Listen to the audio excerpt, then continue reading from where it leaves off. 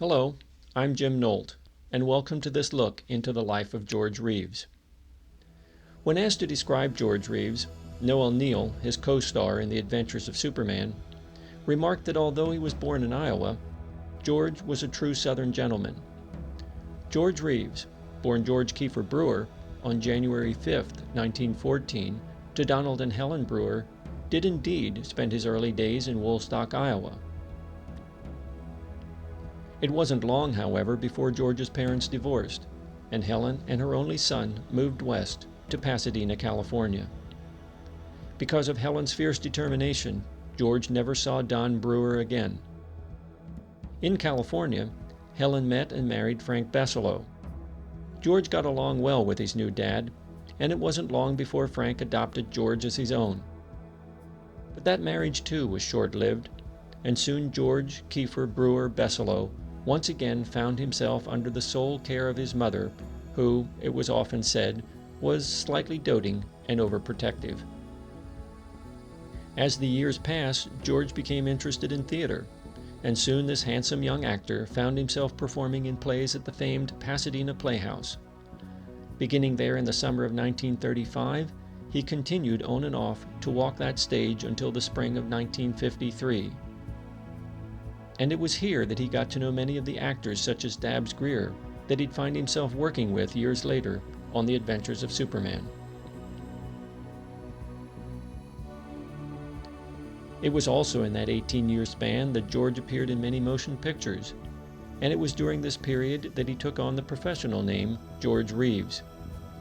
You will see that name in the credits to many films of the late 30s and 40s, including Gone with the Wind, Father is a Prince, An Occasional Hopalong Cassidy Adventure, Always a Bride, Thunder in the Pines, Man at Large, Lydia, So Proudly We Hail, Ladies Must Live, Jungle Goddess, Special Agent, and many, many more.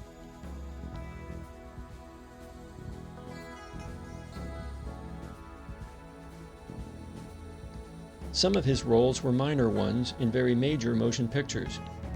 Others were lead roles in B-movies, the latter being the case most often.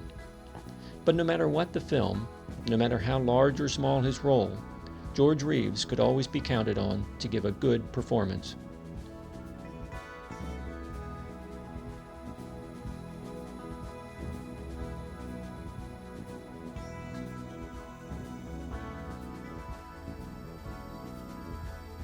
After the war, and with each passing year, it seemed the roles that George was offered became less glamorous, and by 1949 he was cast as Sir Galahad in Sam Katzman's low-budget Columbia serial, The Adventures of Sir Galahad. 2 years later, he took on the role of television's Superman in the syndicated series, and with just a few exceptions, his movie career came to an end. But ironically, it was during these years portraying this alien, this strange visitor from another planet, that the caring, compassionate, and human side of George Reeves became most evident. Occasionally he enjoyed guest appearances on other television shows of the time, including The Tony Bennett Show, Art Linkletter's House Party, and I Love Lucy.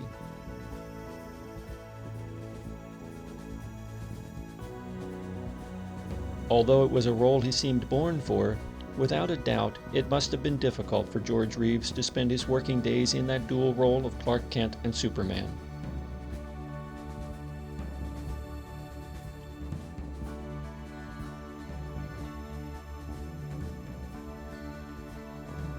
From 1951 until 1957, he so often climbed into the flying rig, jumped off ladders and out of windows, collared crooks, and saved his pals and the entire city of Metropolis from a multitude of close calls.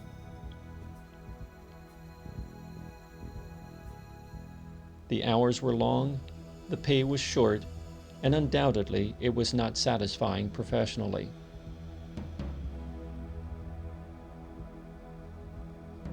But these Superman years also gave George Reeves the opportunity to meet his loyal fans and to make a difference in their lives, through the television series or more directly by way of personal appearances.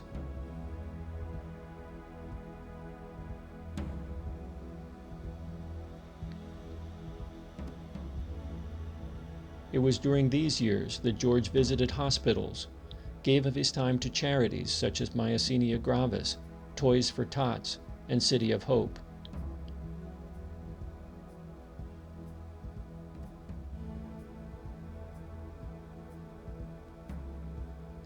He provided meals to less fortunate children, and he made many personal appearances to the delight of millions. George Reeves was always there for us, and he never once denigrated the character he portrayed, nor did he ever talk down to us.